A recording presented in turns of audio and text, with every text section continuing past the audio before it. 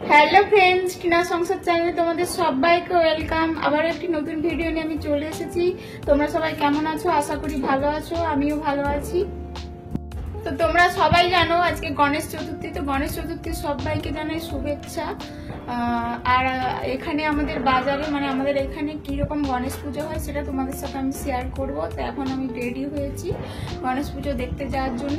তো এটা আমার ফাইনাল লুক। তো কেমন লাগছে জানিও কমেন্ট করে। তোমরা আমাদের সাথে চলো গণেশ ঠাকুর দেখতে যাওয়ার জন্য।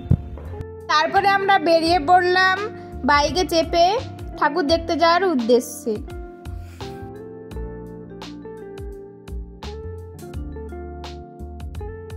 তো একটা প্যান্ডেলে পৌঁছে গেলাম। তো প্রথমে ভেবেছিলাম মন্দির, তারপরে দেখলাম না, থিম হয়েছে।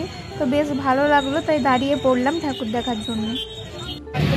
তো সামনের দিকটা সাউথ ইন্ডিয়ান স্টাইলের গেট টাইপের হয়েছে। তো এর ভেতরে রয়েছে মহাদেবের থিমের ওপর প্যান্ডেল। তো এর ভেতরে তার ভেতরে রয়েছে গণেশের মূর্তি। তো কেমন লাগছে জানিও তোমরা। ভীষণ এনজয় করে দেখলাম এটা।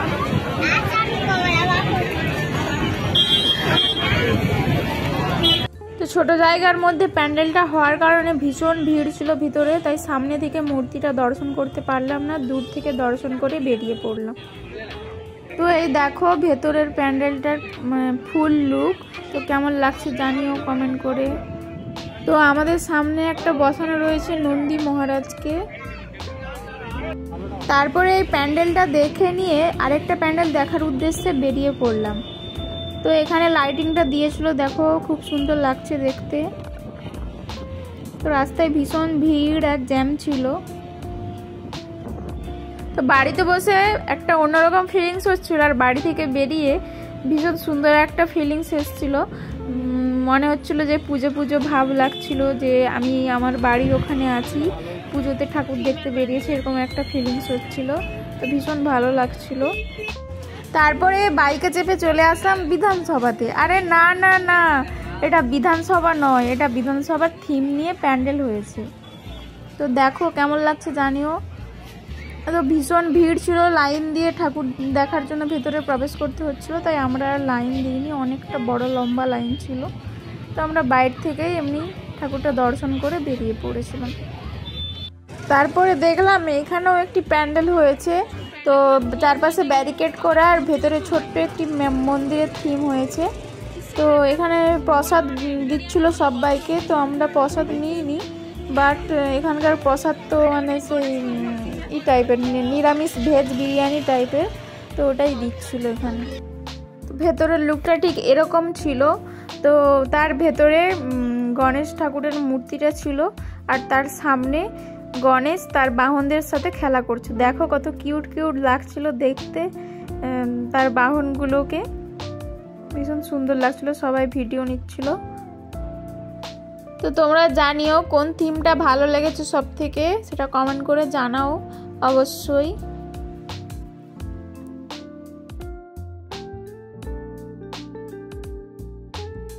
তো প্যান্ডেল হপিং করতে করতে আমাদের খিদে পেয়ে গেল, তাই জন্য খাওয়ার জন্য চলে এলাম মিট অ্যান্ড ইটে। তো তোমাদের দাদাভাই এখানে যাচ্ছিল বিলিং কাউন্টারে।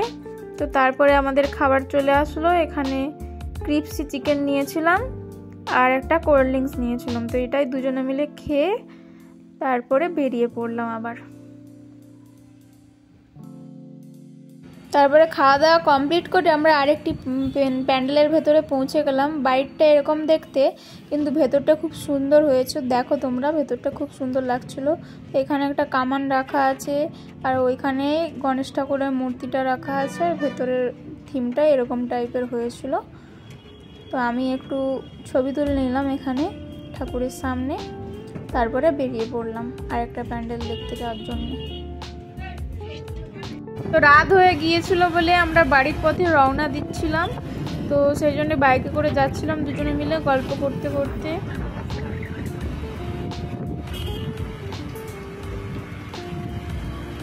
তো তারপরে বাড়ি যেতে যেতে দেখলাম এখানেও একটা প্যান্ডেল হয়েছে, কিন্তু যেতে পারলাম না, ভীষণ ভিড় ছিল, লম্বা লাইন ছিল। তো তাই জন্যে এমনি বাইরে থেকে দেখে আমরা রাস্তায় যাচ্ছিলাম।